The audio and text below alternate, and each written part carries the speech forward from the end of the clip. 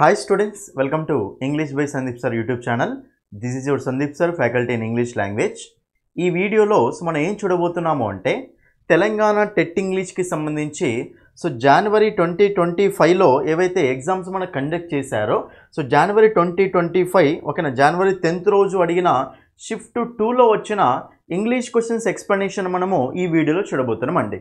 ఎవరెవరైతే తెలంగాణలో ఇప్పుడు టెట్ ఎగ్జామ్ రాయబోతున్నారో మీకు గనక ఇంగ్లీష్లో బెస్ట్ మార్క్స్ రావాలి అంటే ఓకేనా టెట్ స్కోర్ పెంచాలి అనుకుంటే మీరు ఇంగ్లీష్లో మీకు బెస్ట్ మార్క్స్ అనే ఉండాలి కంపల్సరీ ఓకేనా. ఇంగ్లీష్లో స్కోర్ రావాలి అనుకుంటే మాత్రం మీరు మన క్లాసెస్ని రెగ్యులర్గా ఫాలో అవ్వండి. మన యాప్ క్లాసెస్ని అదేవిధంగా మన యూట్యూబ్ క్లాసెస్ని అన్నిటినీ రెగ్యులర్గా ఫాలో అవ్వండి ఓకేనా. మన యూట్యూబ్లో ఆల్రెడీ 8th జనవరి షిఫ్ట్ 1 షిఫ్ట్ 2 ఓకేనా 8th రోజు జరిగింది, నెక్స్ట్ 9th రోజు జరిగింది షిఫ్ట్ 1 షిఫ్ట్ 2, అదేవిధంగా 10th రోజు జరిగిన షిఫ్ట్ 1 అలా అప్లోడ్ చేసాము. ఇది షిఫ్ట్ 2 పేపర్ అనమాట, జనవరి 10th షిఫ్ట్ 2 పేపర్ అనమాట ఓకేనా. జాగ్రత్తగా చూసుకోండి. మీకు ఎక్స్ప్లెనేషన్ ఎలా ఉంటుంది అంటే ప్రతి ఆప్షన్ని డీటెయిల్గా నేను ఎక్స్ప్లెయిన్ చేసుకుంటూ వెళ్తాను, ప్రతి ఆప్షన్ ఎక్స్ప్లెయిన్ చేసుకుంటూ వెళ్తాను ఓకేనా. ఎందుకంటే మనం ఆన్సర్ తెలుసుకోవడం ఇంపార్టెంట్ కాదు, అక్కడ ఎక్స్ప్లెనేషన్ మనకి ఇంపార్టెంట్. ఈ ఆప్షన్ ఎందుకు ఆన్సర్ అవుతుంది, ఈ ఆప్షన్ ఎందుకు ఆన్సర్ కావట్లేదు అని తెలుసుకోవడం మనకి ఇంపార్టెంట్ అనమాట. అందుకోసమనే మీరు వీడియోని స్టార్టింగ్ నుంచి ఎండింగ్ వరకు క్లియర్గా చూడండి. ప్రతి క్వశ్చన్ని ఓకేనా అనాలిసిస్ అనేది మీరు అర్థం చేసుకోండి ఓకే. ఇంగ్లీష్లో కూడా కాన్సెప్ట్స్ ఉంటాయి ఓకేనా, ఆ కాన్సెప్ట్స్ అర్థం చేసుకుంటూ చదివితే మీకు ఈజీగా బెస్ట్ స్కోర్ అనేది వస్తుంది అండి ఓకేనా. అయితే ఛానల్ ఎవరైతే ఫస్ట్ టైం చూస్తున్నారో కంపల్సరీ ఛానల్ని మీరు సబ్స్క్రైబ్ చేసుకోండి, మీ ఫ్రెండ్స్ అందరికీ ఈ వీడియోని షేర్ చేయండి ఓకేనా. అయితే వీడియోకి వెళ్ళే ముందు ఓకేనా, పేపర్కి వెళ్ళే ముందు మన యాప్లో చూడండి Telangana TET course 1 month course ఉంది, 3 months కోర్స్ ఉంది, 20 days వ్యాలిడిటీ కోర్స్ ఉంది. నీకు టెట్ డిఎస్సి కావాలంటే 3 months course, 6 months course TET DSC courses అవైలబుల్గా ఉన్నాయి. ఇంగ్లీష్ బై సందీప్ సార్ అనే యాప్ని డౌన్లోడ్ చేసుకోండి. లాగిన్ రిజిస్టర్ అయిన తర్వాత డిఎస్సి టెట్ కోర్సెస్లు ఇవన్నీ ఉంటాయి. కోర్స్ ఎక్స్ప్లెనేషన్ అనేది డీటెయిల్గా నీట్గా ఉంటుంది అండి. ఫస్ట్ మీరు ఫ్రీ డెమో క్లాసులు చూడండి, ఫ్రీ డెమో క్లాసులు చూసి నచ్చితేనే ఫుల్ కోర్సు తీసుకోండి. ఏమైనా డౌట్స్ వస్తే మీరు ఈ నెంబర్కు కాల్ చేయండి 9985317597 ఓకేనా. రైట్. అయితే మీకు ఇంకా తెలిసిన విషయం ఏంటంటే బుక్ అండి, మన బుక్ కూడా మార్కెట్లోకి వచ్చింది అండి. మీరు కనుక ఓకేనా మీ బుక్ స్టాల్స్ అన్నిట్లలో మ్యాక్సిమం పంపించేసాము అండి. మీరు కనుక మన బుక్ తీసుకోవాలి అనుకుంటే మీ బుక్ స్టాల్స్కి వెళ్ళి అడగండి. ఒకవేళ అసలు లేవు సార్ లేవు అన్నప్పుడు ఈ నెంబర్కి కాల్ చేయండి, మన ఇన్స్టిట్యూట్ నెంబర్ 9985317597 అనే నెంబర్కి కాల్ చేస్తే మీకు బుక్ అనేది ఆన్లైన్లో పంపిస్తాం అనమాట. డిఎస్సి టెట్కు స్పెషల్గా తయారు చేసిన బుక్ అండి ఇది ఓకేనా. అదేవిధంగా మీకు ఏంటంటే ఇది ఇందులో బైలింగ్ వల్ల ఉంటాయి కాన్సెప్ట్స్ అన్ని, ప్రీవియస్ క్వశ్చన్స్ ఉంటాయి, ప్రాక్టీస్ క్వశ్చన్స్ ఉంటాయి. ఒకసారి చూడండి, ఫస్ట్ బుక్ని చూసి నచ్చితేనే బుక్ అనేది కొనుక్కోండి ఓకేనా. రైట్. నెక్స్ట్ ఇప్పుడు మనము క్వశ్చన్స్లోకి వెళ్ళిపోదామండి. చూడండి ఇక్కడ ఫస్ట్ క్వశ్చన్ చూడండి. మనకు ఫస్ట్ క్వశ్చన్ ఏమి ఇచ్చారు అంటే చూస్ ద కరెక్ట్ సెంటెన్స్. చూడండి ఇక్కడ క్వశ్చన్ ఏమి ఇచ్చారండి, చూస్ ద కరెక్ట్ సెంటెన్స్ అని ఇచ్చారు. అంటే మనకు 4 సెంటెన్స్లు ఇస్తారు, 4 సెంటెన్స్లు ఇచ్చి అందులో కరెక్ట్గా గ్రామాటికల్గా కరెక్ట్ ఉన్న సెంటెన్స్ని మనము చూజ్ చేసుకోవాలి అండి, చూజ్ చేసుకోవాలి. మరి అప్పుడు ఏ ఆప్షన్ ఆన్సర్ అవుతుందో చూద్దాం. అంటే 3 మనకు రాంగ్ ఉన్నాయి, ఒక ఆప్షన్ మాత్రమే మనకు రైట్ ఉంది, ఆ రైట్ ఉన్నది మనం చూజ్ చేసుకోవాలి అండి. చూడండి ఇక్కడ ఈ క్వశ్చన్ అసలు దేని బేస్ చేసుకొని ఇచ్చాడు అంటే చాలా సింపుల్ క్వశ్చన్ అండి. ఆర్టికల్స్ అనే కాన్సెప్ట్ని బేస్ చేసుకొని వచ్చిన క్వశ్చన్ ఇది ఓకేనా. చదువుదాం. ఎట్ లాస్ట్ అంటే ఫైనల్గా అని, అండ్ జస్టిస్ అట. చూడండి ఇక్కడ ఏకి యాన్కు మీకు డిఫరెన్స్ ప్రతి వీడియోలో చెప్పుకుంటూ వస్తున్నానండి. ఏకి యాన్కి డిఫరెన్స్ ప్రతి వీడియోలో చెప్పుకుంటూ వస్తున్నాను. ప్రతి వీడియోలో ఎందుకు చెప్తాము అంటే కొత్తగా చూసే వాళ్ళు ఉంటారు, కొంతమంది ఒకసారి చెప్తే అర్థం కాని వాళ్ళు కూడా చాలామంది ఉంటారు. అందుకోసం అని చెప్పేసి ప్రతి కాన్సెప్ట్ని మీకు డీటెయిల్గా నీట్గా ఎక్స్ప్లెయిన్ చేసుకుంటూ వెళ్తాను. చూడండి జనరల్గా మనకు ఆర్టికల్స్ మొత్తం 3 ఉంటాయండి. ఏ అండ్ దా అంటూ ఉంటాం మూడింటిని. ఏ అండ్ ఏమో ఇండెఫినెట్ ఆర్టికల్స్ అంటాం, దానేమంటాం మనము డెఫినెట్ ఆర్టికల్ అంటాం. అయితే ఏకి యాన్కి డిఫరెన్స్ ఏముంటుంది, ఏ అండ్ రెండింటిని మనము ఇండెఫినెట్ ఆర్టికల్సే అంటాం. ఈ రెండింటిని ఒక అన్న సెన్స్లో మాత్రమే ఉపయోగించాలి. ఏ అన్న యాన్ అన్న మీనింగ్ ఏంటి, ఒకటి అని. మరి ఇప్పుడు ఈ ఏకి యాన్కి డిఫరెన్స్ ఏముంటుందంటే క్లియర్గా చూడండి. మీకు ఏ వర్డ్ ఇచ్చినా సరే మీరు దాన్ని ఫస్ట్ ఎందులో రాసుకోవాలి అంటే తెలుగులో రాసుకోవాలి అండి ఓకేనా, తెలుగు లాంగ్వేజ్లో రాసుకోవాలి. మీకు వాడు ఏ వర్డ్ ఇచ్చినా సరే మీరు ఏం చేయాలి, దాన్ని తెలుగు లాంగ్వేజ్లో రాసుకోవాలి. ఆ వర్డ్ని తెలుగు లాంగ్వేజ్లో రాసుకున్న తర్వాత ఇప్పుడు ఆ సౌండ్ అనేది ఓకేనా, ఫస్ట్ లెటర్ యొక్క సౌండ్ అనేది కా నుంచి హా వరకు వచ్చింది అనుకోండి. కా నుంచి హా వరకు వస్తే అప్పుడు మీరు ఏం చేసుకోవాలి అంటే ఏ అనే ఆర్టికల్ యూజ్ చేసుకోవాలి అండి ఏఎన్ ఆర్టికల్ యూజ్ చేసుకోవాలి. ఒకవేళ ఆ సౌండ్ అనేది మనకు ఆ నుంచి అహా వరకు వచ్చింది అనుకోండి, అప్పుడు మీరు ఏమి యూజ్ చేసుకోవాలి అంటే యాన్ అనేది యూజ్ చేసుకోవాలండి. ఇది ఓకేనా. ఏ అనేదేమో కాన్సనెంట్ సౌండింగ్ వర్డ్స్ ముందు యూజ్ చేసుకోవాలి. యాన్ అనేదేమో ఓవెల్ సౌండింగ్ వర్డ్స్ ముందు యూజ్ చేసుకోవాలి. చాలామంది చేసే పొరపాటు ఏంటంటే ఏఈఐఓ ఇంగ్లీష్లో ఏఈఐఓ అనే మనకు ఓవెల్స్ కదా, రిమైనింగ్ మనకు కాన్సనెంట్స్ కదా. చాలామంది ఏం చేస్తారంటే ఇంగ్లీష్ లాంగ్వేజ్ ప్రకారం ఫాలో అవుతారు. తప్పు. ఫొనెటిక్స్ను బేస్ చేసుకుని మనం ఫాలో అవ్వాలి. మనకు తెలుగు లాంగ్వేజ్ వచ్చు కాబట్టి సో తెలుగు లాంగ్వేజ్ ప్రకారం ఫాలో అవ్వాలి అండి. తెలుగు లాంగ్వేజ్ ప్రకారం ఎలా ఫాలో అవ్వాలి అంటే ఇంకా ఏఈఐఓఈ మర్చిపోండి అవి, ఓకేనా, వాటిని మర్చిపోండి. సో ఒక వర్డ్ రాసినప్పుడు కా నుంచి హా సౌండ్ వచ్చినాయి అనుకోండి, అది మీకు అక్కడ కాన్సనెంట్ సౌండ్ అని. అప్పుడు ఏం యూజ్ చేసుకోవాలి? ఏ యూజ్ చేసుకోవాలి. ఒక వర్డ్ రాసినప్పుడు ఆ నుంచి అహా వరకు వచ్చినాయి అనుకోండి, అది మనకు ఓవెల్ సౌండ్ అని. అప్పుడు మనం ఏం యూజ్ చేసుకోవాలి? యాన్ యూజ్ చేసుకోవాలన్నమాట. యాన్ అనేది ఓవెల్ సౌండ్స్ వచ్చినప్పుడు, ఏ అనేదేమో కాన్సనెంట్ సౌండ్స్ వచ్చినప్పుడు. లాంగ్వేజ్ మాత్రం తెలుగు లాంగ్వేజ్ చూజ్ చేసుకోవాలి. మరి ఇప్పుడు జస్టిస్ అంటే జా కదా, జా కాబట్టి మనకు అది కాన్సనెంటే కదా. కాన్సనెంట్ కాబట్టి ఏముండాలి? ఏ ఉండాలా? యాన్ ఉండాలా? ఏ ఉండాలి. కానీ ఇక్కడ ఏముంది? యాన్ ఉంది కాబట్టి ఇది మనకు రాంగ్. ఓకే. తర్వాత it is a uniform policy. చూడండి చాలామంది ఏం చేస్తారంటే సో యూనిఫామ్ అన్నప్పుడు ఏంది సార్ ఇక్కడ యూనిఫామ్ అన్నప్పుడు వాడు సో యాన్ పెట్టాలి కదా, ఏ పెట్టండి అని అనుకుంటారు. యూ అనేది ఓవెల్ కాబట్టి యాన్ పెట్టాలనుకుంటారు. తప్పనుకుంటారండి అది. కానీ యూనిఫామ్ అనేది మనకు తెలుగులో రాయండి యా. యూనిఫామ్ అంటే తెలుగులో రాస్తే ఏంటిది మనకు యానే కదా. సో యా కాబట్టి తెలుగులో కాన్సనెంట్ ఓవెలా? యా అనేది కాన్సనెంట్ అండి. యా అనేది మనకు కాన్సనెంట్ కాబట్టి మరి ఇప్పుడు మనకి ఇక్కడ ఏం యూజ్ చేసుకోవాలి? ఏనే యూజ్ చేసుకోవాలి. కాబట్టి ఏనే యూజ్ చేసింది కాబట్టి రైటే. యూనిఫామ్ అన్నప్పుడు ఏనే, యూనివర్సిటీ అన్నా ఏనే, యూనిఫామ్ అన్నా ఏనే, యూరోపియన్ అన్నా ఏనే, ఓకేనా. ఇయర్ వైఈఏఆర్ ఇయర్ సంవత్సరం అంటాం కదా, అప్పుడు కూడా మనము ఏనే యూజ్ చేసుకోవాలి, రైట్. కాబట్టి ఈ సెంటెన్స్ మనకు రైటే ఉంది. నెక్స్ట్ వన్ చూడండి ఇక్కడ, in this way the game came to an end, ఓకేనా. ఎండ్, యాన్ ఎండ్, ఓకేనా. ఏముండాలి ఇక్కడ మనకు? యాన్ ఎండ్ ఉండాలి. కానీ ఇక్కడ ఏముంది? ఏ ఎండ్ ఉంది. ఎండ్ అంటే ఏ అండి. ఎండ్ అంటే ఏముంటుంది మనకి? ఏ అనేది మనకి అది ఓవెల్ కదా, ఓవెల్ కాబట్టి ఏముండాలి మనకు? యాన్ ఉండాలి. కానీ ఇక్కడ ఏమి ఇచ్చిండు వాడు? ఏ ఇచ్చిండు. అంటే ఈ సెంటెన్స్ కూడా రాంగే ఇచ్చిండు, ఓకేనా. లాస్ట్ వన్ చూడండి ఇక్కడ, the sentence, this is an young boy. Young boy అట, ఓకేనా. యాన్ ఇచ్చిండు ఇక్కడ. చూడండి ఇక్కడ జస్ట్ ఆర్టికల్స్ తోటి వచ్చిందండి క్వశ్చన్. యంగ్ బాయ్ అన్నప్పుడు యా కదా. యా అనేది మనకు తెలుగులో కాన్సనెంట్ ఓవెలా? కాన్సనెంట్. కాన్సనెంట్ కాబట్టి ఏ ఉండాలా? యాన్ ఉండాలా? కాన్సనెంట్ కాబట్టి ఏ ఉండాలి. కానీ ఇక్కడ యాన్ ఉంది, ఏంది? రాంగ్. కాబట్టి సో ఇది రాంగే, ఇది రాంగే, ఇది రాంగే. సో ఆన్సర్ ఏమొస్తుంది మనకు? Option b, option 2 is the answer. Option 2. Next question, identify the correctly punctuated sentence. చూడండి పంక్చువేషన్ మార్క్స్ మీద మనకు క్వశ్చన్ అనేది ఇచ్చారు అండి, ఓకేనా. సో పంక్చువేషన్ మార్క్స్ని కూడా మీరు క్లియర్గా నేర్చుకున్నప్పుడు కంపల్సరీ ఒక మార్క్ అనేది వస్తుంది. చూడండి ఇక్కడ ఏమి ఇచ్చారంటే, my brother who lives in Chennai is a professor. ఇక్కడ చూడండి చాలా జాగ్రత్తగా చూసుకోండి. ఇది మనకు రిలేటివ్, ఓకేనా. రిలేటివ్ ప్రొనౌన్ కాన్సెప్ట్ ఉంది ఇందులో. మై బ్రదర్, నా brother, who lives in Chennai, ఎవరైతే చెన్నైలో నివసిస్తారో, ఓకేనా. ఎవరైతే చెన్నైలో నివసిస్తారో మా బ్రదర్ అతను ఈజ్ ఏ ప్రొఫెసర్. చూడండి ఇక్కడ అసలు యాక్చువల్గా ఇది సబ్జెక్ట్ అండి.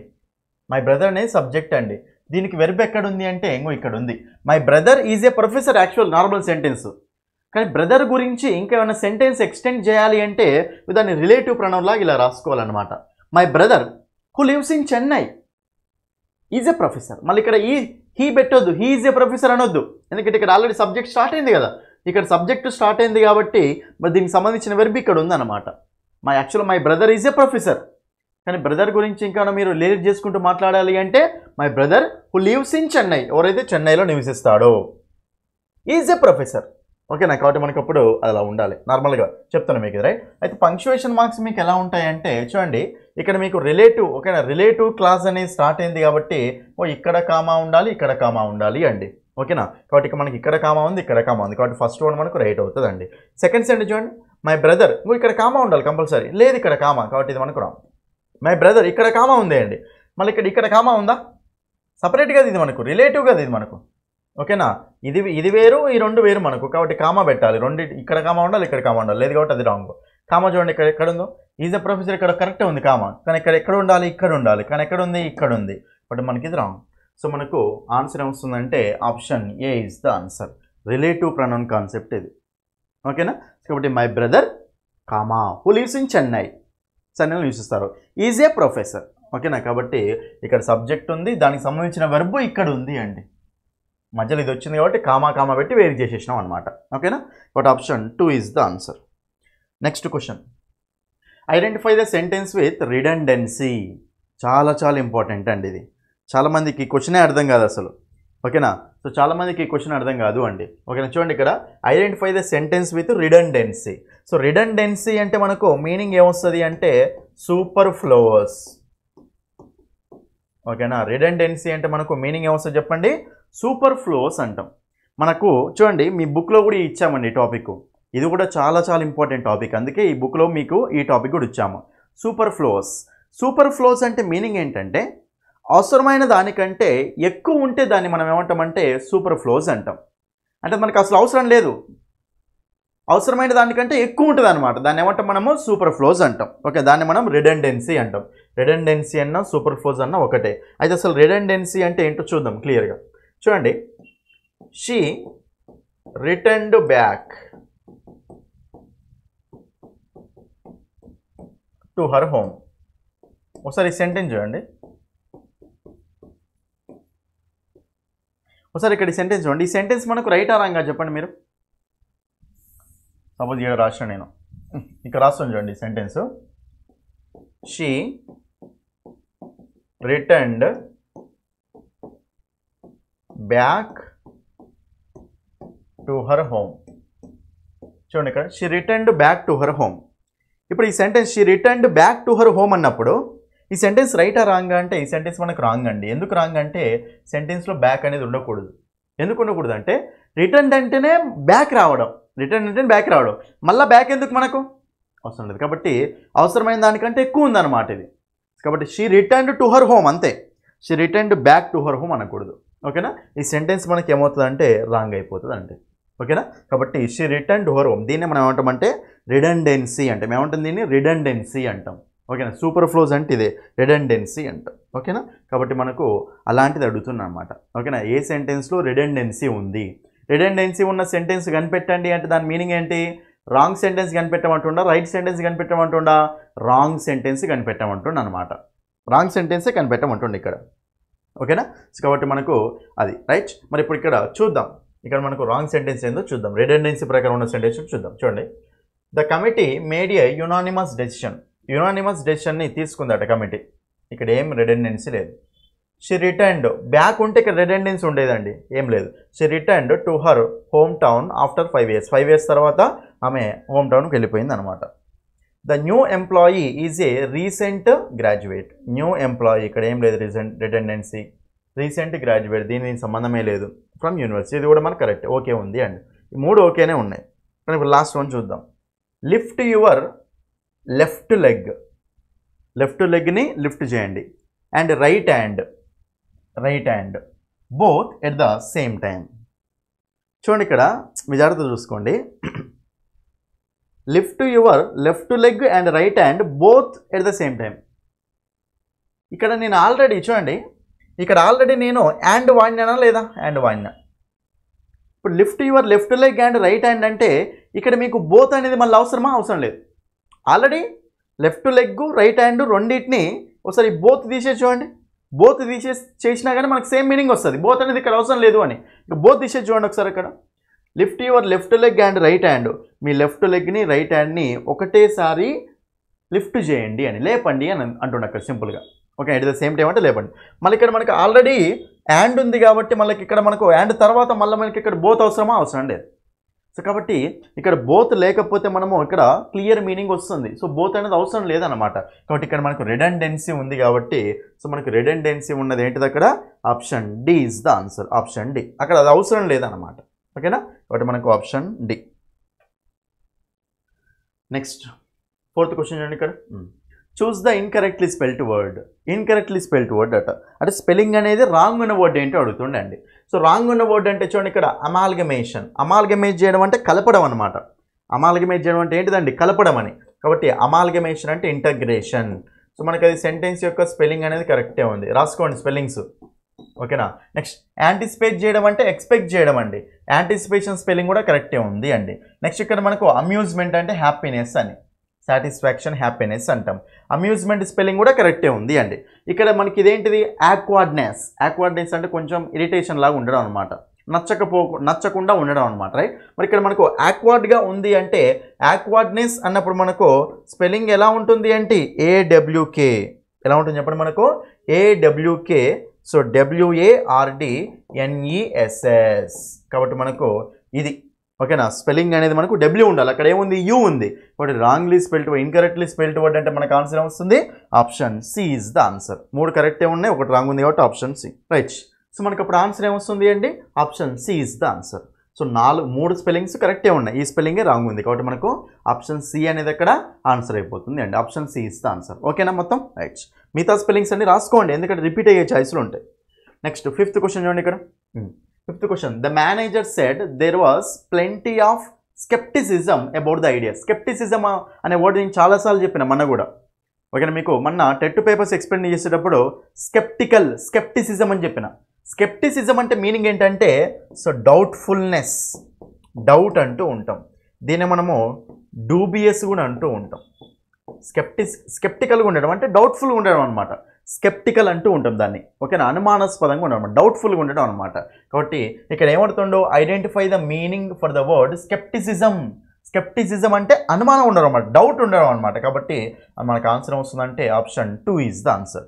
క్యూరియాసిటీ అంటామా, క్యూరియాసిటీ ఉండడం అంటే దాని మీద సో చాలా ఆసక్తి అంటే ఎంతూజియాజంతో ఉండడం అనమాట, అది మనకు ఆన్సర్ కాదు, ఓకేనా. యాక్సెప్టెన్స్ అంటామా లేదు, ఇంట్రెస్ట్ అంటామా లేదు, ఓకేనా. ఆన్సర్ వస్తుందంటే ఆప్షన్ 2 డౌట్ అంటూ ఉంటాం. సో స్కెప్టికల్ అంటే డౌట్ఫుల్ అని, స్కెప్టికల్ డౌట్ఫుల్ అంటూ ఉంటాం, దాన్నే డూబియస్ అంటూ ఉంటాం. చాలా వర్డ్ ఇంపార్టెంట్, చాలా ఇంపార్టెంట్ వర్డ్ ఇది, రాసుకోండి. 6th క్వశ్చన్ చూడండి ఇక్కడ. I don't know why I chose that one. నాకు తెలియదు ఎందుకు దాన్ని చూసి, నాకు తెలియదు. It was a completely arbitrary decision. చూడండి ఇక్కడ, it was completely arbitrary decision. చూడండి ఇక మీరు ఈ వర్డ్ని గెస్ చేయొచ్చండి. ఇక్కడ ఏమవుతుందో identify the opposite meaning of the word arbitrary. ఆర్బిట్రరీకి ఆపోజిట్ వర్డ్ ఏంటి అని అడుగుతుంది. చాలామందికి తెలియదు మీనింగు, కానీ మనం సెంటెన్స్లో గెస్ చేయొచ్చండి. ఎట్లనో చెప్తే చూడండి కాన్సెప్ట్ ఎట్లనో. ఏమంటుంది సెంటెన్స్లో, I don't know why I chose that one. నాకు తెలీదు ఎందుకు నేను అది చూజ్ చేసుకున్నానో నాకే తెలియదు అని మీనింగ్ అక్కడ. It was a completely arbitrary decision అంటే ఎలాంటి డెసిషన్ అది? ఇప్పుడు నేను ఎలా చూజ్ చేసుకుంటానో నాకే తెలియదురా బాబు అంటే అది ఎలాంటి డెసిషను? మంచి ప్లాన్ తోటి, కేర్ఫుల్గా ప్లాన్ తోటి ఉన్న డెసిషనా, నార్మల్గా ఏదో అట్లా తీసుకోవాలనుకున్న డెసిషనా? సో ఏదో అట్లా తీసుకోవాలనుకున్న డెసిషనే కదా. ఇప్పుడు ఇక్కడ నాకు తెలియదు, ఎట్లా తీసుకున్నా నాకు తెలియదు అంటే నువ్వేదో నార్మల్గా తీసుకున్నావు, అంతేగాని దాని గురించి ఆలోచించి దాని గురించి లాజిక్ ఏంటిది, ఇది ఎందుకు తీసుకున్నావు అని చెప్పేసి అని లేదంటే కదా. అంటే ఆర్బిట్రరీ అంటే ఇక్కడ ఆర్బిట్రరీ అంటే మీనింగ్ ఏమొస్తుంది ఇక్కడ? ఏదో ఒకటి ర్యాండమ్గా తీసుకున్నావు అనే మీనింగ్ వస్తుంది ఇక్కడ. ఆ సెంటెన్స్ అబ్జర్వ్ చేస్తే అంతే కదా. ఈ సెంటెన్స్ బట్టి మీనింగ్ గెస్ చేసినాం మనం అక్కడ, ఓకేనా. అది ఎందుకు తీసుకున్నానో నాకే తెలియదు అంటున్నానంటే అదొక ఐడియా. ఎలాంటి డెసిషన్ అది? కంపల్సరీ నార్మల్గా ఏదో ర్యాండమ్గా తీసుకున్న డెసిషనే కదా. ఇక్కడ డెసిషన్ ముందు ఏ వర్డ్ ఉంది? ఆర్బిట్రరీ అనే వర్డ్ ఉంది. అంటే దాని మీనింగ్ కంపల్సరీ ర్యాండమ్గా జనరల్గా తీసుకున్నట్టే వచ్చింది కదా. కాబట్టి సో ఆర్బిట్రరీ అంటే ర్యాండమ్గా నార్మల్గా తీసుకున్నట్టు అని. మరి దానికి ఆపోజిట్ వర్డ్ ఏమొస్తుంది? సో ర్యాండమ్ వస్తుందా? రాదు. విల్ఫుల్ అని వస్తుందా? రాదు, ఓకేనా. ఎరాటిక్ అంటే తప్పు అని రాదు. సో మనకు ఆన్సర్ ఏమొస్తుందంటే రేషనల్. రేషనల్ అంటే మీనింగ్ ఏంటంటే లాజికల్. రేషనల్ అంటే మీనింగ్ ఏంటండి? లాజికల్ అంటూ ఉంటాం, ఓకేనా. రేషనల్గా ఉండాలి అంటే లాజికల్గా ఉండాలి అని, రీజనబుల్గా ఉండాలి అని. కాబట్టి సో ఆర్బిట్రరీ అంటే నార్మల్గా ర్యాండమ్గా తీసుకునే డెసిషన్, దానికి ఆపోజిట్ వర్డ్ ఏమొస్తుంది మనకు? లాజికల్గా తీసుకునే డెసిషన్ అనమాట. సో దాన్ని రేషనల్, లాజికల్ అంటూ ఉంటాం, ఓకేనా. ఒకటి మనకు option 2 is the answer. Opposite word అంటే option 2. Next one, identify the word in plural form. చూడండి మీకు ఆల్రెడీ చెప్తూనే ఉన్నాను, నౌన్స్ మీద క్వశ్చన్స్ వస్తాయి అని. ప్లూరల్ ఫామ్ ఏమడుతుండో 4 ఆప్షన్స్ ఇచ్చి 4 ఏది ప్లూరల్ ఫామ్లో ఉంది అని అడుగుతుండు. మనం కన్ఫ్యూజ్ అవుతాం ఇలాంటి నౌన్స్ వచ్చినప్పుడు, ఏది ప్లూరల్ ఏది సింగులర్ తెలియడానికి కన్ఫ్యూజ్ అవుతాం అనమాట, ఓకేనా. చూడండి ఇక్కడ క్లియర్ రాస్తాను. మనకు జనరల్గా క్యాక్టస్ అనేది మనకి ఏంటంటే సింగులర్ నౌన్ అన్నాను, మరి దానికి ప్లూరల్ ఫామ్ ఏముంటుందంటే క్యాక్టే. నెక్స్ట్ న్యూక్లియస్ అనేది మనకు చూడండి ఇక్కడ మనకు న్యూక్లియస్ అనేది మనకు సింగులర్ అండి, దానికి ప్లూరల్ ఏముంటుంది అంటే న్యూక్లియై, ఓకేనా. నెక్స్ట్ వన్, థీసిస్ అనేది మనకు సింగులర్ అండి, దాని ప్లూరల్ ఏముంటుంది అంటే థీసెస్. ఫర్ ఎగ్జాంపుల్ క్రైసిస్ తెలుసు కదా. క్రైసిస్ అంటే కరువు, క్రైసెస్ అంటే కరువులు. సో ఎస్ఐఎస్ అనేది సింగులర్, ఎస్ఈఎస్ అనేది plural, nouns, singular nouns, plural nouns. Next మనకు క్రైటీరియన్. చూడండి ఇక్కడ. సో క్రైటీరియన్ అనేది సింగులర్ అండి, దానికి ప్లూరల్ ఏమొస్తుంది అంటే క్రైటీరియా. క్రైటీరియన్ అనేది సింగులర్, దానికి ప్లూరల్ ఏమొస్తుంది చెప్పండి మనకు, క్రైటీరియా అనేది ప్లూరల్. కాబట్టి క్యాక్టస్ అనేది సింగులరే, ఆన్సర్ కాదు. న్యూక్లియస్ అనేది సింగులరే, ఆన్సర్ కాదు. థీసిస్ అనేది కూడా సింగులరే, ఆన్సర్ కాదు. అడుగుతుంది ఏంది ఇక్కడ, ప్లూరల్ అడుగుతుంది. ఇవి మూడు మనకు సింగులర్. క్రైటీరియన్ అంటే సింగులర్, క్రైటీరియా అంటే ప్లూరల్. బట్ ఇది మనకు ప్లూరల్ కాబట్టి ఆన్సర్ ఏమొస్తుంది అక్కడ, option C is the answer. Bacteria అనేది ఏంటి చెప్పండి. ఇప్పుడు బ్యాక్టీరియా ఈజ్ అనకూడదండి, బ్యాక్టీరియా అనేది ఒక ప్లూరల్ వర్డ్, బ్యాక్టీరియా ఆర్ అనాలి. సో బ్యాక్టీరియా అనేది మనకు plural, criteria plural, bacteria plural. మరి క్రైటీరియాకి సింగులర్ ఏంటిదండి, క్రైటీరియన్. బ్యాక్టీరియాకు సింగులర్ ఏంటిదండి, బ్యాక్టీరియం, బ్యాక్టీరియం. ఇవన్నీ మన యాప్లో ఉంటాయి, క్లియర్గా డీటెయిల్గా ఉంటాయండి. ఓకేనా, right. Next question, eighth question చూడండి ఇక్కడ. ఇది చాలా సింపుల్ క్వశ్చన్ అండి. ఓకేనా. సో మనకి ఇది ఏంటంటే జనరల్గా ఇచ్చిన క్వశ్చన్, స్పాటింగ్ ఎర్రర్స్ అనమాట. ఈ మోడల్ కంపల్సరీ ఒక క్వశ్చన్ వస్తుంది. Identify the error part of the sentence. Sentence ఇచ్చిండు, దాన్ని పార్ట్స్ డివైడ్ చేసిండు, ఏ పార్ట్లో ఎర్రర్ ఉందో మనకు కనిపెట్టాలి. ద టీచర్ ఇన్స్ట్రక్టెడ్, ఇక్కడ వరకు కరెక్టే ఎందుకంటే సబ్జెక్ట్ ప్లస్ V2 ఇన్స్ట్రక్ట్ చేసిందట. ద స్టూడెంట్స్, టీచరు స్టూడెంట్స్ని ఇన్స్ట్రక్ట్ చేసిందట. The teacher instructed the students, ఇక్కడ వరకు రైటే ఉంది. To attentive in the class. చూడండి ఇక్కడ, to attentive in the class instruct చేసిందట. దేనికోసం ఇన్స్ట్రక్ట్ చేసిందట అంటే చూడండి, ఎప్పుడైనా సరే చూడండి అటెంటివ్. ఓకేనా, అటెంటివ్ అనేది మనకి ఏంటిదండి, అడ్జెక్టివ్ అండి, అడ్జెక్టివ్. కాబట్టి మనం వస్తే ఒకవేళ టు బీ అటెంటివ్ అని రావాలి. ఓకేనా, ఏం రావాలి చెప్పండి ఇక్కడ మనకు, to be attentive in the class. To be అంటే అటెంటివ్గా ఉండాలి అని, అటెన్షన్ తోటి ఉండాలి అని మీనింగ్ అక్కడ. కాబట్టి టు అటెంటివ్ అనకూడదు జనరల్గా. సో మనకు 2+V1 అన్న వాడాలి. సో లేకపోతే ఓకేనా, లేకపోతే so be form plus adjective అన్న వాడాలి. ఓకేనా, టు అటెంటివ్ ఉండదండి, టు బీ ప్లస్ అటెంటివ్ ఉంటుంది. ఓకేనా, so to be attentive in the class, to be plus attentive in the class. కాబట్టి ఇక్కడ మనకు టు బీ ఉండాలి. ఓకేనా. నెక్స్ట్ ఇంకోటి మనం ఏమనొచ్చు అంటే జనరల్గా టు అటెండ్, ఇన్ను లేనప్పుడు టు అటెండ్ ద క్లాస్ అని చెప్పొచ్చు. కానీ టు అటెంటివ్ అయితే వాడకూడదండి. ఇప్పుడు టు బ్యూటిఫుల్ అంటామా అనం, ఇది అడ్జెక్టివ్ అండి. టు తర్వాత డైరెక్ట్ అడ్జెక్టివ్ రావు, టు బీ బ్యూటిఫుల్ అనొచ్చు. ఓకేనా, టు బీ బ్యూటిఫుల్ అనొచ్చు. బీ ఫామ్ పక్కన మనకు అడ్జెక్టివ్ రావచ్చు, కానీ టూ పక్కన డైరెక్ట్ మాత్రం అడ్జెక్టివ్ రావద్దు, ఇది గుర్తుపెట్టుకోండి. టూ పక్కన డైరెక్ట్ అడ్జెక్టివ్ రాదు. ఇప్పుడు టు హ్యాండ్సమ్ అంటామా లేదు, టు బ్యూటిఫుల్ అంటామా లేదు, టు క్లెవర్ అంటామా లేదు. To be clever, to be handsome, to be beautiful అంటాం కదా. అలాగే అటెంటివ్ అనేది కూడా అడ్జెక్టివ్, టు బీ అటెంటివ్ అనాలి. ఓకేనా, బట్ మనకు సీలో ఎర్రర్ ఉంది కాబట్టి ఆన్సర్ వస్తుంది ఇక్కడ, option C is the answer. మిగతా మొత్తం కరెక్టే, ఇన్ ద క్లాస్ కరెక్టే. ఓకేనా, అర్థమైంది అందరికీ. సో బీ ఫామ్ పక్కన అడ్జెక్టివ్ ఉండాలి, అంతేగాని టూ పక్కన డైరెక్ట్ అడ్జెక్టివ్ అయితే రాకూడదండి. అందుకు మనం ఏం చేస్తాం, to be attentive in the class. ఓకేనా, రైట్. నెక్స్ట్ 9th క్వశ్చన్ చూడండి. ఇవన్నీ కాన్సెప్ట్సే, ప్రతి కాన్సెప్ట్ రాసుకోండి, ఇవే రిపీట్ అవుతాయి మళ్ళీ. ఓకేనా, నెక్స్ట్ చూడండి ఇక్కడ, the grand parents were excited. చూడండి ఇక్కడ మనకు about seeing the grand son.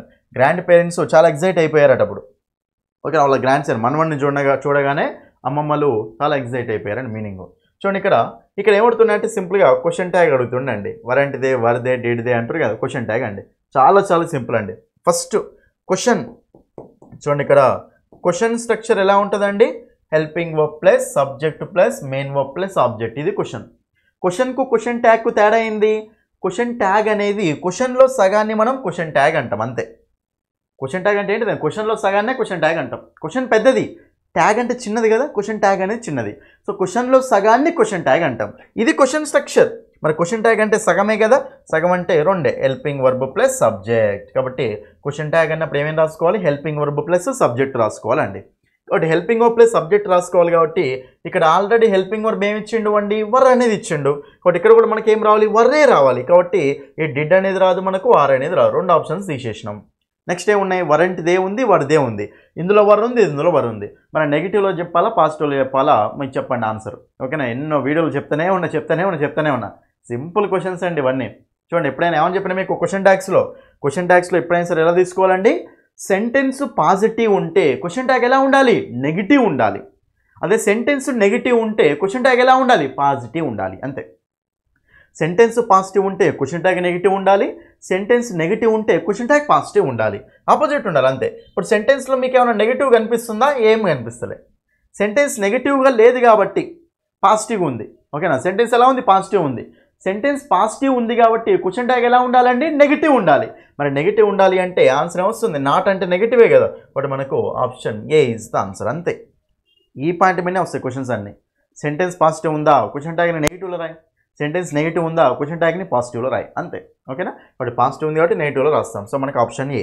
2 options అట్లా పోతే, ఒక ఆప్షన్ అట్లా పోతే, మిగిలిన 4వ ఆప్షనే మనకు answer. Okay right. 10th question అండి. అయితే 10th క్వశ్చన్ మీకు ఏంటో తెలుసా? Active voice passive voice question. Get చేయండి మంచిగా. చెప్పండి అండి మీరు. ఇక new plants have been planted in the garden by the gardener. చూడండి, ప్లాంట్స్ అనేవి నాటిరట, కొత్త మొక్కల్ని నాటిరట. ఎక్కడ? గార్డెన్లో నాటిరట. ఎవరి చేత? గార్డెనర్ చేత. ఓకేనా? సో కొత్త మొక్కలు అనేవి నాటబడ్డాయి, గార్డెనర్ చేత నాటబడ్డాయి అని. అయితే ఇలాంటి సెంటెన్స్ ఇచ్చినప్పుడు ఎక్స్ప్రెస్డ్ యాజ్ అన్నప్పుడు ఇది మనకు యాక్టివ్ వైజ్ ప్యాసివ్ వైజ్ అని మీనింగ్ అక్కడ. ఓకేనా? అయితే మనం దీన్ని ఎట్లా మార్చుకోవాలి ప్యాసివ్ వైజ్కి? అసలు ఇది యాక్టివ్ వైజ్లో ఉందా, ప్యాసివ్ వైజ్లో ఉందా? దీన్ని ప్యాసివ్ వైజ్లో మార్చాలి, యాక్టివ్ వైజ్ మార్చాలో క్లియర్ చూద్దాం. ఫస్ట్ యాక్టివ్ వైజ్కి ప్యాసివ్ వైజ్కి ఒకటే డిఫరెన్స్ చెప్పిన మీకు. ఫస్ట్ డిఫరెన్స్ చూడండి, బీ ఫామ్ ఎప్పుడైనా సరే బీ ఫామ్ ప్లస్ V3 కనిపిస్తే అది మనకి ఏ వాయిస్లోనా? ప్యాసివ్ వాయిస్ అవుతుంది అంతే. బీ ఫామ్ ప్లస్ V3 ఉంటే passive voice, be form plus V3 లేకపోతే యాక్టివ్ వాయిస్ అనమాట అంతే. ఓకేనా? బీ ఫామ్ ప్లస్ V3 ఉంటే passive voice, be form plus V3 లేకపోతే యాక్టివ్ వాయిస్ అండి. రైట్. మరి ఇప్పుడు ఇక్కడ యాక్టివ్ వాయిస్లో ఉందా, ప్యాసివ్ వాయిస్లో ఉందా అంటే చూడండి, ఇక్కడ బీన్ ప్లాంటెడ్.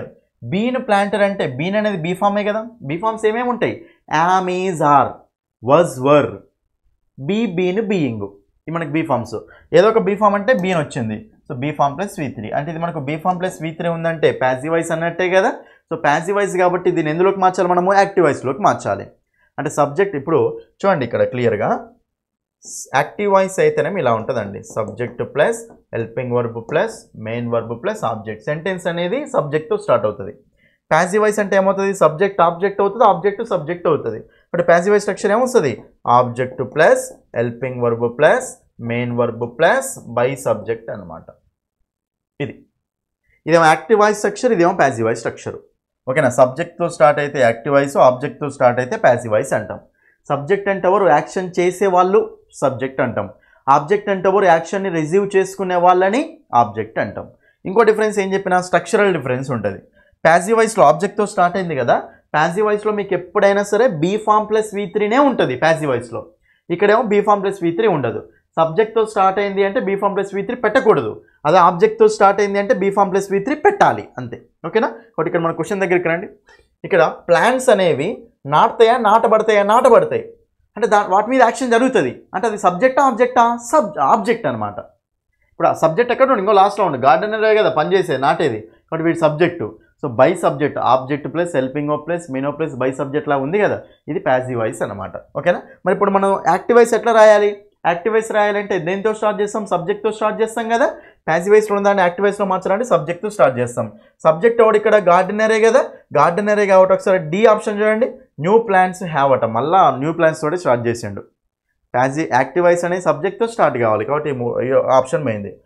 ఈ ఎన్ని ఉన్నాయి మనకు? 3 ఆప్షన్స్ ఉన్నాయి. అయితే చూడండి, మీకు ఎప్పుడైనా సరే ప్యాసివ్ వాయిస్లో హ్యావ్ బీన్, హ్యాస్ బీన్ చూడండి, హ్యావ్ హ్యాస్లు ఏమవుతాయండి? Active voice passive voice change చేసేటప్పుడు హ్యావ్ హ్యాస్లు ఏమవుతాయంటే హ్యావ్ బీన్, హ్యాస్ బీన్లు అయిపోతాయి. హ్యావ్ హ్యాస్లు ఏమవుతాయి మనకు?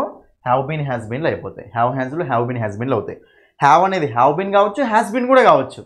హ్యాస్ అనేది హ్యాస్ బీన్ కావచ్చు, హ్యావ్ బీన్ కూడా కావచ్చు. అంతేగాని కొంతమంది ఏం చేస్తారంటే సరే హ్యావ్ ఉంది కాబట్టి హ్యావ్ బీన్ అవుతుంది అనుకుంటారు, తప్పండి. హ్యాస్ ఉంటే హ్యాస్ బీన్ అనుకుంటారు, తప్పండి. హ్యావ్ ఉంటే హ్యావ్ బీన్ అవ్వచ్చు, హ్యాస్ బీన్ అవ్వచ్చు. హ్యాస్ ఉంటే హ్యావ్ బీన్ అవ్వచ్చు, హ్యాస్ బీన్ అవ్వచ్చు. అక్కడ సింగులరా ప్లూరల్ అని బట్టి వాడుకోవాలి అంతే.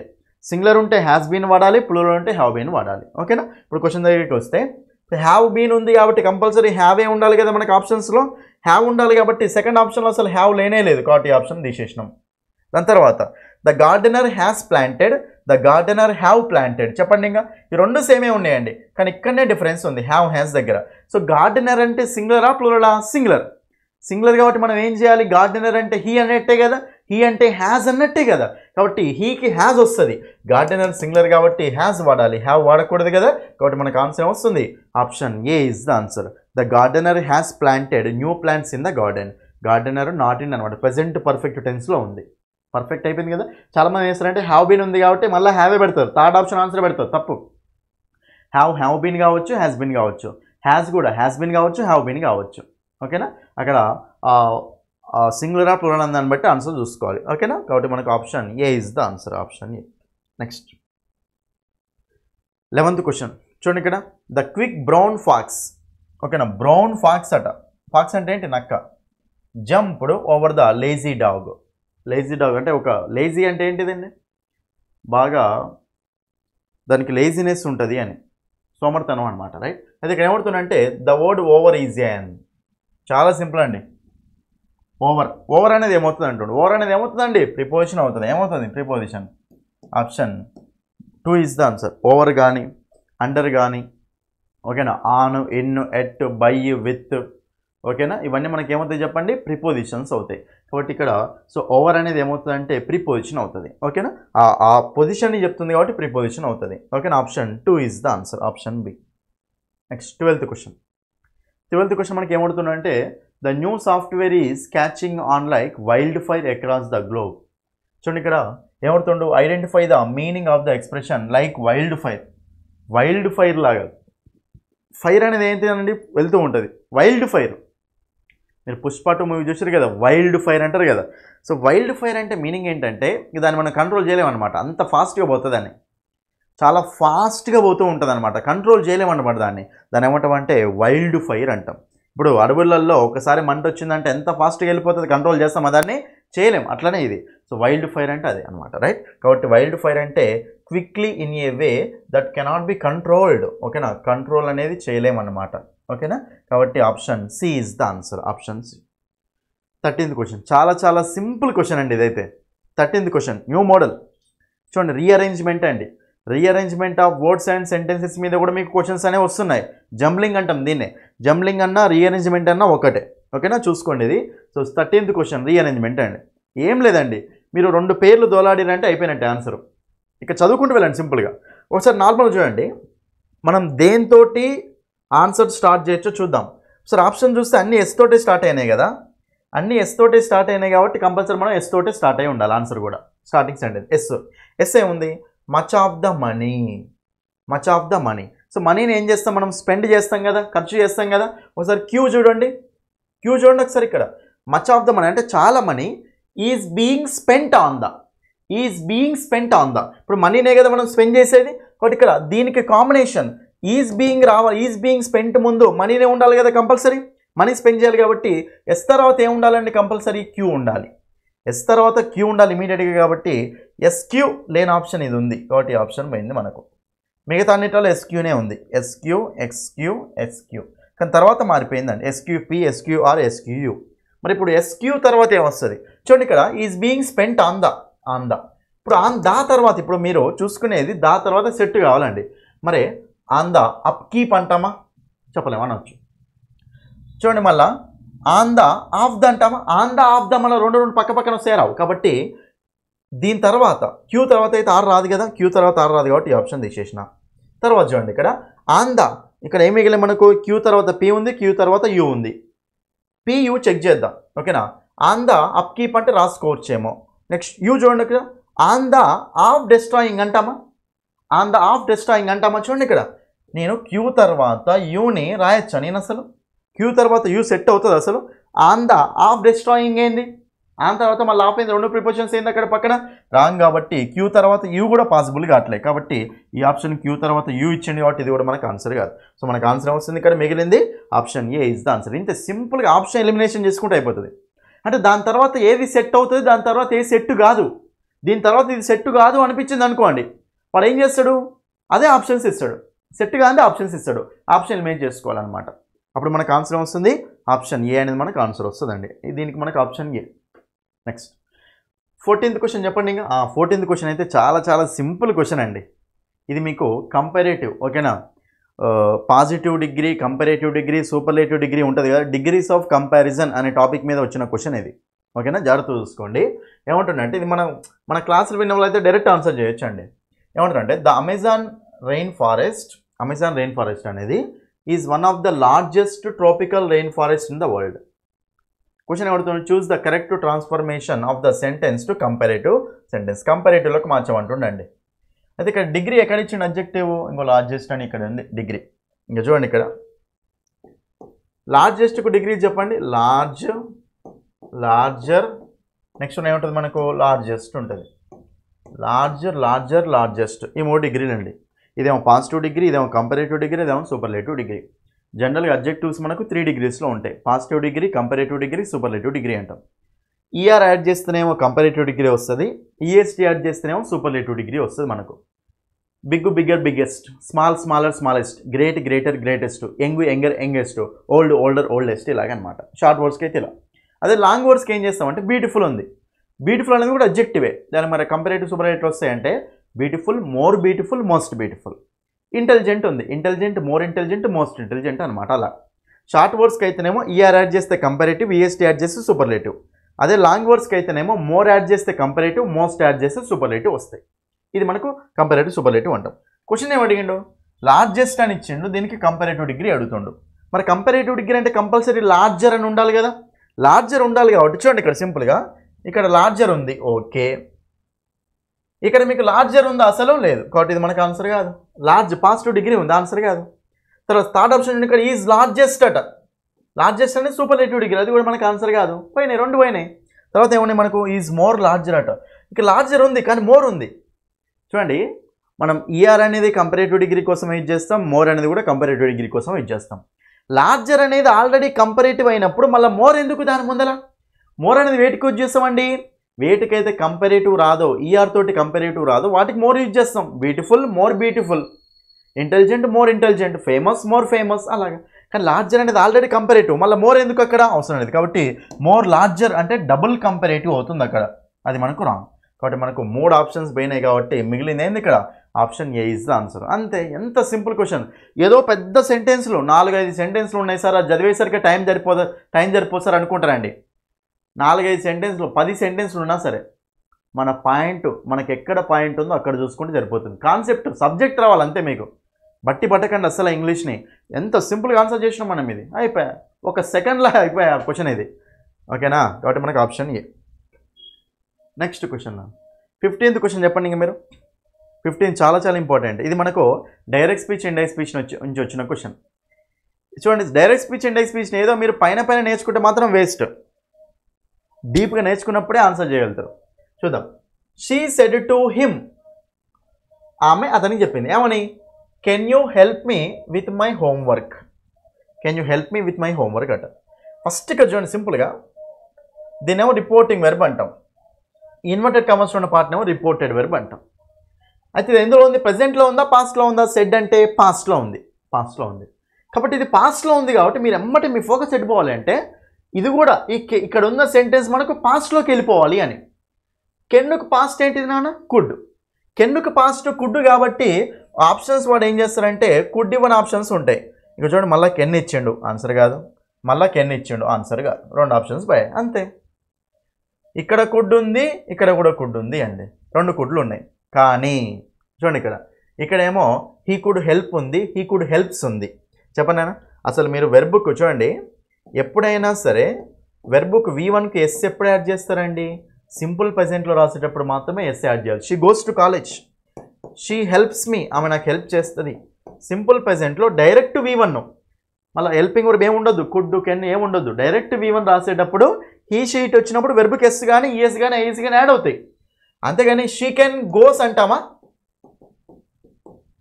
షీ కెన్ గోస్ అంటామా? లేదు, ఇది సింపుల్ ప్రెజెంట్ కాదు అసలు. సింపుల్ ప్రెజెంట్ అయినప్పుడే వెర్బుకి ఎస్ అనేది యాడ్ కావాలి అక్కడ.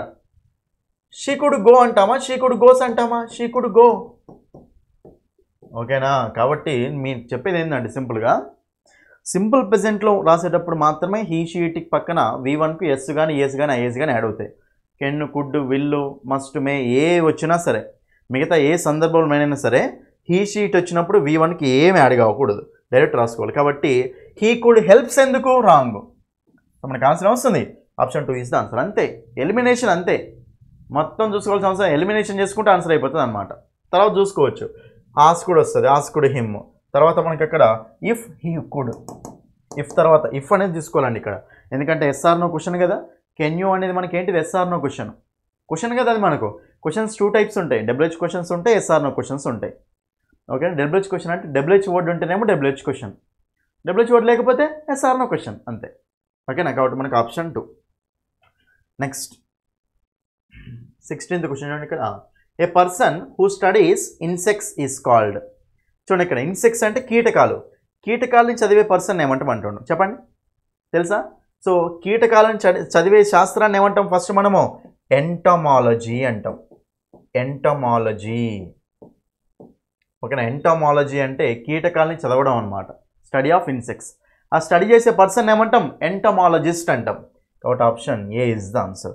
ఇంకోటి మనకు ఎటిమాలజిస్ట్ ఉంటుంది, ఎటిమాలజీ ఉంటుంది. ఎటిమాలజీ అంటే మీనింగ్ ఏంటంటే study of origin of words, పదాలు ఉంటాయి కదా, సో పదాల యొక్క ఆరిజిన్ గురించి మాట్లాడే శాస్త్రాన్ని ఏమంటామంటే ఎటిమాలజీ అంటాం. ఓకేనా, అది వేరు ఇది వేరు, ఎంటమాలజీ వేరు, ఎటిమాలజీ వేరు. ఎంటమాలజీ అంటేనేమో స్టడీ ఆఫ్ ఇన్సెక్ట్స్, ఎటిమాలజీ అంటేనేమో study of origin of words. అది నెక్స్ట్ ఆర్నిథాలజిస్ట్ అంటే, ఆర్నిథాలజిస్ట్ అంటే బర్డ్స్ని స్టడీ చేసేవాడిని ఆర్నిథాలజిస్ట్ అంటాం, బర్డ్స్ని. ఆర్నిథాలజీ అంటే ఏంటిదండి, స్టడీ ఆఫ్ బర్డ్స్, అలాగా, రైట్. Next one geologist. చెప్పండి ఇంకా, జియాలజిస్ట్ అంటే ఎవరండి, జియాలజిస్ట్ అంటే సో కింద ఓకేనా లిథోస్పియర్లో చూసేవాడిని, లిథోస్పియర్ని స్టడీ చేసేవాడిని జియాలజిస్ట్ అంటాం. ఓకేనా, next anthropologist.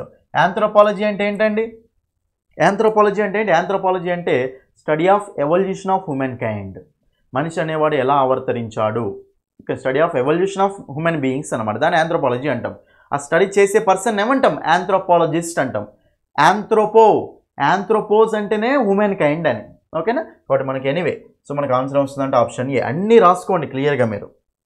Next 17th question చూడండి ఇక్కడ, ఇది చాలా చాలా సింపుల్ క్వశ్చన్ అండి. ఇది కూడా కొంచెం అంటే గ్రామర్ వొకాబులరీ తెలిస్తే మనం ఆన్సర్ పెడతారు అనమాట.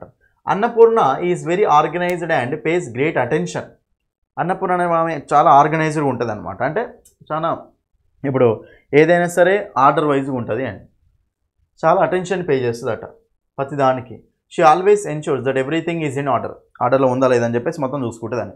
ఆమెను ఏమంటాం చెప్పండి, ప్రతి దాన్ని కేర్ఫుల్గా, ఓకేనా, కేర్ఫుల్గా చూసుకునే వాళ్ళని మనం ఏమంటామంటే మెటిక్యులస్ అంటే మీనింగ్ ఏంటి, కేర్ఫుల్ అని. నేను ఆల్రెడీ అప్లోడ్ చేసిన, ఓకేనా, మన యూట్యూబ్లో పోస్ట్లో అప్లోడ్ చేసిన. మెటిక్యులస్ అంటే మీనింగ్ ఏంటి, కేర్ఫుల్గా ఉండడం అనమాట. చూడండి ఇక్కడ ఇంపెట్యూస్ అన్నా ఇంపల్సివ్ అన్నా మీనింగ్ ఏంటంటే కేర్లెస్గా ఉండడం అనమాట, అంత ఆలోచించకపోవడం అనమాట ఫ్యూచర్ గురించి, కేర్లెస్గా ఉండడం. ఇంపెచ్యూస్ అన్నా నెక్స్ట్ ఇంపల్సివ్ అన్నా సేమ్ మీనింగ్ అండి.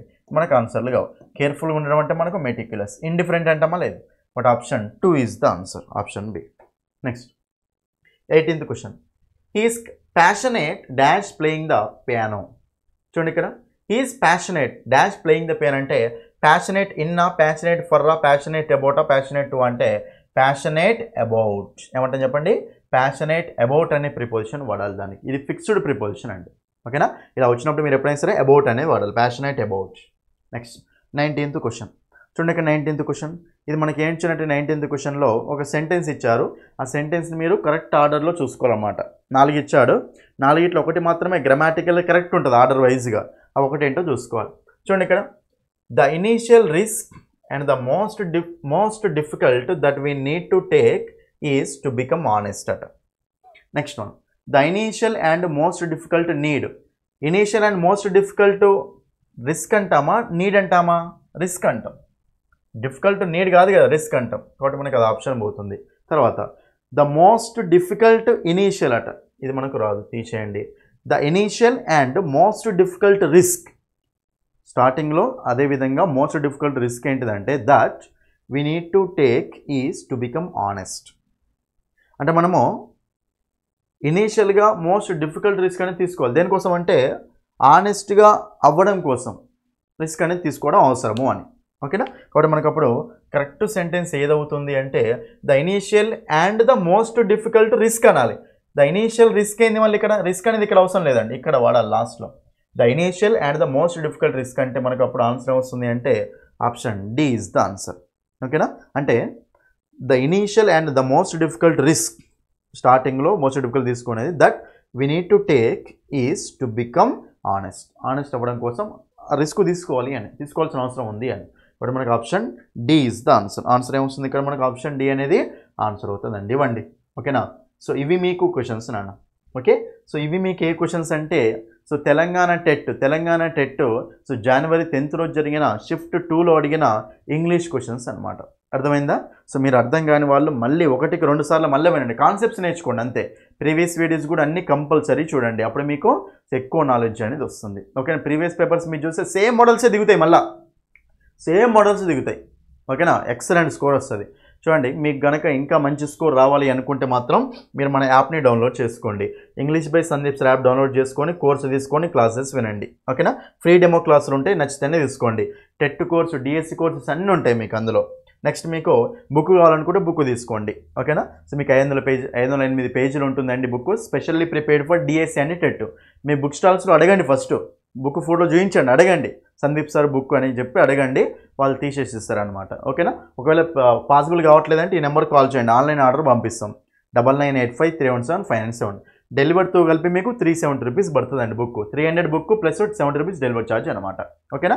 అదేవిధంగా బుక్ అనేది బైలింగ్ వల్ల ఉంటుంది, బుక్లో ప్రాక్టీస్ బిట్స్ ఉంటాయి, ప్రీవియస్ బిట్స్ ఉంటాయి, ఎక్సలెంట్గా ఉంటుంది బుక్ అనేది, నీట్ ఎక్స్ప్లెనేషన్ ఉంటుంది. ఓకేనా. సో ఇదండి. So that's all for this video. ఈ వీడియోని కంపల్సరీ మీ ఫ్రెండ్స్ అందరికీ తప్పకుండా షేర్ చేయండి. Thank you so much.